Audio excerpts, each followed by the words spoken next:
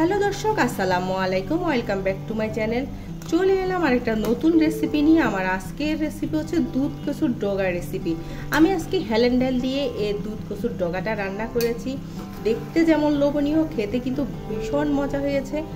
আশা করছি আমার আজকের এই রেসিপিটি আপনাদের সবার কাছে ভালো লাগবে।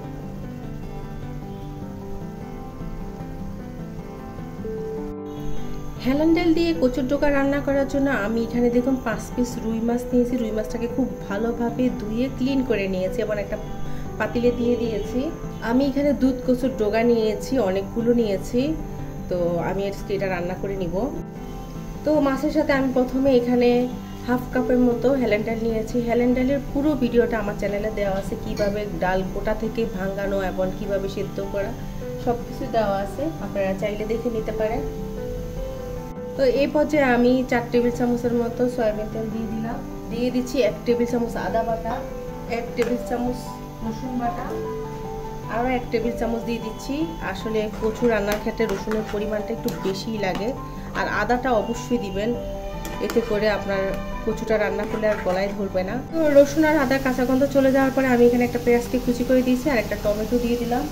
এরপর দিয়ে দিচ্ছি হাফ চামচের মতো হলুদের গুঁড়ো, হাফ চামচের একটু বেশি মরিচের গুঁড়ো, হাফ চামচের মতো জিরের গুঁড়ো। এখন সবগুলো উপকরণ খুব ভালোভাবে মাছের সাথে মিশিয়ে দিচ্ছি।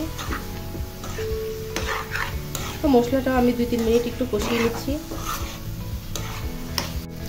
এই পর্যায়ে আমি সামান্য পানি দিয়ে দিচ্ছি। পানি দিয়ে আবার একটু কষিয়ে নিব। স্বাদ মতো এখন একটু লবণ দিয়ে দিব। তো 2-3 মিনিট মশলাটাকে একটু কষিয়ে নিচ্ছি। তো দেখুন আমি মাছ সহ মশলাটাকে খুব ভালোভাবে কষিয়ে নিয়েছি। তো আমি এখন মাছগুলো উঠিয়ে নিব। আপনারা চাইলে মাছটা ভেজে নিতে পারেন, তো আমার কাছে এই প্রসেসে ভালো লাগে। দুইভাবেই করা যায়, এটা সহজ মনে হয়। আসলে রান্নাটা যতটাই সহজ হবে ততটাই ভালো। তো এখন আমি কচুগুলো দিয়ে দিচ্ছি। আমি এখানে 6টা কচুর ডগা নিয়েছি। তো 6টা কচুর ডগা, যে পরিমাণ মাছ নিয়েছি সেই পরিমাণে আমি ডগা নিয়েছি, যেন সমান বরাবর ব্যালেন্স থাকে। তো ডগাগুলো আমি দিয়ে দিচ্ছি। ডগাগুলোকে ভালোভাবে কেটে ধুয়ে আমি আমার প্রসেস মতো কেটে নিয়েছি। আর লবণ পানিতে আমি 10 মিনিট ভিজিয়ে রেখেছি। আর কচুতে অনেকের কাটার সময় অনেকে হাত চুলকায়, তো সেক্ষেত্রে একটা টিপস হচ্ছে, আপনারা হাত চুলকায় যখন, তখন হাতের মধ্যে একটু লবণ দিয়ে চুলার উপর জাস্ট হাফ মিনিটের মতো ঘুরালে আপনার হাত চুলকানি কমে যাবে। অনেকে এই চুলকানির ভয়ে কচু কাটতে চান না কিংবা রান্না করতে চান না। আশা করি এই টিপসটা আপনাদের উপকারে আসবে। তো এখন আমি ঢাকনা দিয়ে দিচ্ছি। কচুটা নুয়ে আসলে তারপরে আমি নেড়ে দিব। তো কচুটা সামান্য একটু নিচে নেমে গেছে, এখন আমি ঢাকনা দিয়ে দিচ্ছি। কচুটা সামান্য একটু নিচে নেমে গিয়েছে, এখন আমি ঢাকনাটা উঠিয়ে নিচ্ছি। এখন আমি নেড়ে চেড়ে দিব। নেড়ে চেড়ে খুব ভালোভাবে মিশিয়ে দিব। দেখুন অনেক কমে গিয়েছে। এই ডগাগুলো কিন্তু ছোট ছোট ছিল, বেশি মোটা ছিল না। তো মেশানোর পরে আমি আরও 2 মিনিট এই কচুটাকে কষিয়ে নিব। যত বেশি কষাবেন তত কচুটা খেতে মজা লাগবে আর গলায় ধরবে না। তো 2-3 মিনিট কষিয়ে নিয়েছি। এখন আবার ঢাকনাটা তুলে নিচ্ছি। এখন আমি যে মাছগুলো উঠিয়ে নিয়েছি সেটা দিয়ে দিলাম, সাথে 1.5 কাপের মতো পানি দিয়ে দিলাম। দিয়ে খুব ভালোভাবে মিশিয়ে দিব। মেশানোর পরে প্রথমে একটা বলক তুলে নিব, তারপর আমি চুলার আঁচটা কমিয়ে দিব।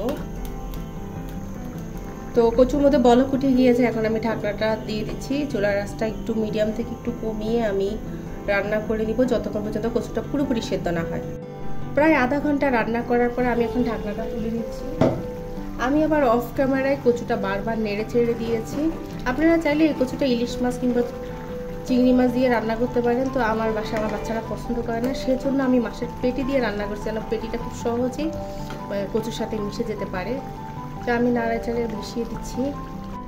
তো মেশানো শেষে দেখুন কচুর ডগাগুলো খুব ভালোভাবে সেদ্ধ হয়ে গিয়েছে। দেখুন খুব ভালোভাবে, অনেক গরম, খুব ভালোভাবে সেদ্ধ হয়ে গিয়েছে, একদম নরম হয়ে গিয়েছে। তো আপনারা কিন্তু কচুটা কিন্তু কষিয়ে কষিয়ে রান্না করে নেবেন, এতে করে কচুতে গলা ধরবে না। আর কচুর উপকারিতা হচ্ছে যে কচুর শাকে প্রচুর পরিমাণ ভিটামিন ই থাকায় রাতকানা রোদে সহায়তা করে। আর কচুতে আছে প্রচুর পরিমাণ ক্যালসিয়াম এবং আয়রন, যা আমাদের হাড়কে মজবুত করে। কচু হচ্ছে আঁশ জাতীয় পদার্থ যা আমাদের কোষ্ঠকাঠিন্য দূর করে। আর কচুতে প্রচুর পরিমাণে আয়োডিনের আছে। তো আমরা উপকারিতা জেনে নিলাম, আমরা কচুটা নিয়মিত খাওয়ার চেষ্টা করব। তো আমার কচুটা রান্না হয়ে গিয়েছে, তো আমি এখন কচুটাকে নামিয়ে নিব এবং কচুর মধ্যে বাগার দিয়ে দিব। তো চুলে একটা প্যানে আমি 1 টেবিল চামচের মতো তেল দিয়ে দিলাম, দিয়ে একটা পেঁয়াজকে কুচি করে দিয়ে দিলাম।